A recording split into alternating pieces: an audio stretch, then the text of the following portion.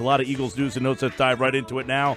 On the Boardwalk on the Hotline, John McMullen, brought to you by Harrah's Resort and Bally's Atlantic City Wild Wild West. They're taking bets at the sports books. Wager today at the book. Gambling problem, call 1-800-GAMBLER. Break up with your bookies, and don't forget Pete Thompson live tonight is there, and he'll be talking to the guys, hanging with Hendricks and Henning.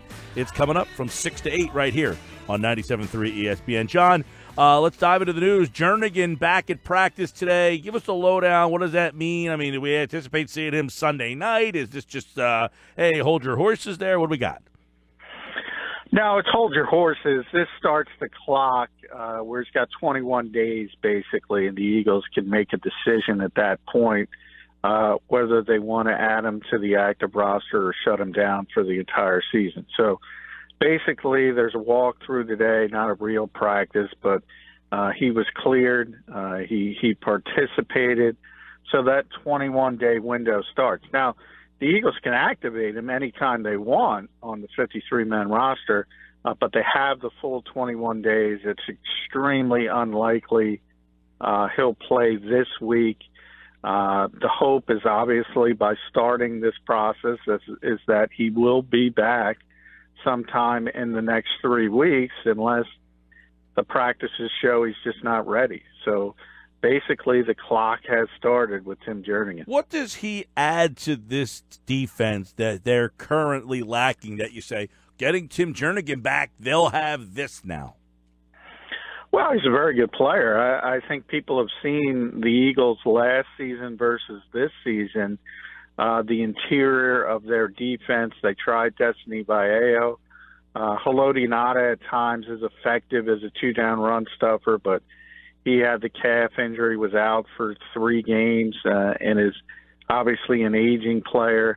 And then you have guys like Trevon Hester and Bruce Hector, who's now the latter is now back on the practice squad. So they've been rolling bodies, and they can't get somebody who can take advantage of the one-on-one blocking you see when you play next to Fletcher Cox, because Fletcher's going to get the double teams.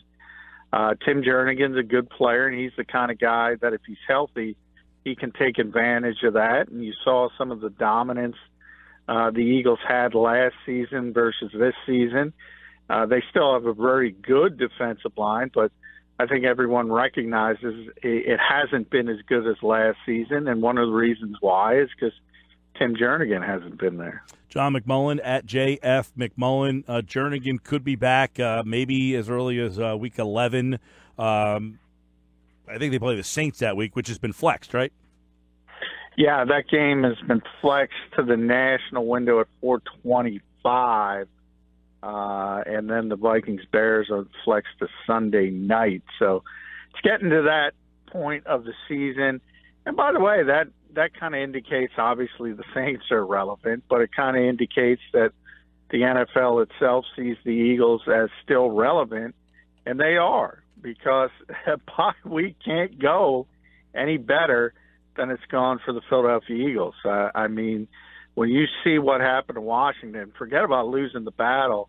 They may have lost the war as far as injuries. So everything is right there for the Eagles when it comes to this division. Yeah, I mean, Washington loses yesterday. You got Dallas tonight. We'll see what happens there. You watch the Rams and the Saints. That was kind of the national window yesterday. You watch those two. Where do you kind of place Philly as to how close or far they are from those two? Well, I don't think you can say they're close, but I also, and I've been saying it for a while, I think both of those teams can be beaten. Both of those teams can sort of get got, and you saw it. I mean, if Ty Montgomery didn't make a boneheaded play, I believe the Rams, that would have been the second straight loss for the Rams. And the Saints have some issues as well. They're both very dynamic offensively, but they both have a lot of issues on the defensive side of the football. And even from New Orleans' standpoint, I mean, you look at how good Michael Thomas was in that game, and he was spectacular. But that's it. I mean, they don't have any other receivers. And I think other teams, Jim Schwartz would be a perfect example, is going to come up with a better game plan than putting an undisciplined corner on an island with them. and that's what Wade Phillips did. So you look at the Rams' perspective, their defense has got some holes on that back seven. And if you can find a way to block Aaron Donald, which is easier said than done, because that's the best defensive player in football. But if you can find a way to do it, whether it's double teaming, triple teaming, you can throw the football against the Los Angeles Rams. Which of the two teams do you think Philly matches up better with? I know we're jumping a little bit ahead, but they're obviously the two standards right now. I think the Rams, because it's a less difficult place to play. New Orleans is a tremendously hard environment to play in because of the noise of the Superdome, and it really gets rocking. So if I had my druthers and I had to go on the road and play somebody, it would be the Rams, because I just don't think that's a home field advantage. In fact, the Eagles fans might outnumber the Rams fans in a game like that. So that's the big difference. And then, Jared Goff has been tremendous, and he made some Aaron Rodgers-like throws and tight windows in that game. But I would still rather face the still ascending young quarterback than Drew Brees, because Drew Brees, he does not make a lot of mistakes. And the one thing interesting, Philly goes to both those places still.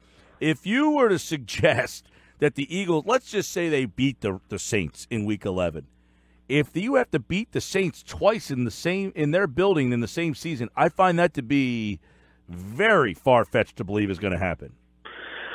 Yeah, I mean, it's difficult. It would be very difficult. On the other hand, if your goal is just winning the division, you're not going to chase down the Saints or the Rams, most likely for a top 2 seed in this conference. So the goal is to win the NFC East, and I think they can do that even if they lose on the road to the Saints, and probably lose both of those games to the Saints and Rams. They could still win the division. In that scenario, say you lose by 7-10 points, Saints are going in feeling pretty haughty in a potential game. I do think that would be the better way to sneak up on them. It's always tough. On the other hand, you could argue if you beat a Saints team once on the road and go in again, maybe you got their number. Maybe you're just a style problem for them. And I think it's going to be interesting. We are jumping sort of spots on the chessboard here, but you can say, look, we have to see what the Eagles do now that they have Golden Tate. But you can at least project in your mind that now with Alshon Jeffrey and Zach Ertz and Golden Tate, you can get back to some of the things the Eagles did well last year offensively by spreading the football around. It's not about November 5th. It's about January. And if they're playing well, this might be an entirely different conversation. And the second thing, Mike, is this game is very, very fluid. Yesterday, Washington thought they were in a great position, and today they lost 3 starters for the season to injury, and now they're looking crippled. So things can change in this league drastically. Yeah, that's two guards out for them. Richardson, the receiver. So they're really. This is a team that looked like, man, if they were 6-2 right now, how different this looks. Them at 6-2, you at 4-4. A one loss changed the dynamics of this division really quickly, just like that. And now you got to look at Washington with the injuries and wonder how do they get through the second half of this season. I mean, that was a team that I liked. I thought they could run the ball. They got a quarterback that doesn't make mistakes. They play good defense. Yesterday completely changed the perception of them. Yeah, and kind of talked about it last week on the show. If you're going to play that way, good running game, good defense is what the Redskins have been doing. A very small margin of error. And Atlanta got up 14 points, and it's really difficult for a team like that to play from behind. That borne out. And again, you say you lose the battle, but that's almost secondary to losing the war. I mean, Brandon Sheriff, that's a top 10 guard in this league. That's not an ordinary guard. And Trent Williams down already. Player. Yeah, Trent Williams is out for a month. Morgan Moses sprained his MCL. He's probably going to miss some time. Sean LaBau's out for the season, the other guard, and Paul Richardson is their deep threat. He's out for the season. That's devastating. That is just devastating. Tonight, Dallas takes on Tennessee. We'll have it for you 8 o'clock. 97.3 ESPN's coverage of Monday Night Football begins. Carolina won. Minnesota won. Chicago won. We're starting to see a little bit of story. Atlanta won. That keeps them in the mix there. The NFC is going to be very interesting. If Dallas wins tonight, they get to 4-4. So we got a great second half of the NFC kind of coming up for you. By the way, LeBlanc is signed by the Eagles. McDougal is released. How about that? You guy gets 50 snaps one game and cut the next. Yeah, I mean, 86% of the snaps, if you go back to the two games off the street, and that tells you how desperate the Eagles were looking for a slot corner, and that's what LeBlanc is as well. 5'10", slot corner, has a history with Joe Douglas dating back to Chicago. But this is an issue, and it continues to be an issue. Now, when you see what happened to the Redskins, you can't complain about injuries. But you see Dallas coming up. Amari Cooper is now part of that team. We'll see how that works out tonight. But it certainly early in the week, we got to get to Wednesday and see the injury report. Seems like Sidney Jones is not going to play again. Jalen Mills likely probably not going to play again. That's 2 of your starting 3 corners. That's going to be an issue, even against the Cowboys, who aren't thought of as a dynamic passing team. All right, we got plenty more on Eagles-Cowboys all week long. John McMullen, 97.3 ESPN. We had to bump them a little late today. We thought the coordinators were going to speak at 4. They pulled a fast one on you. They switched it all around. But we still got the look, you got drive time. You can't complain with that.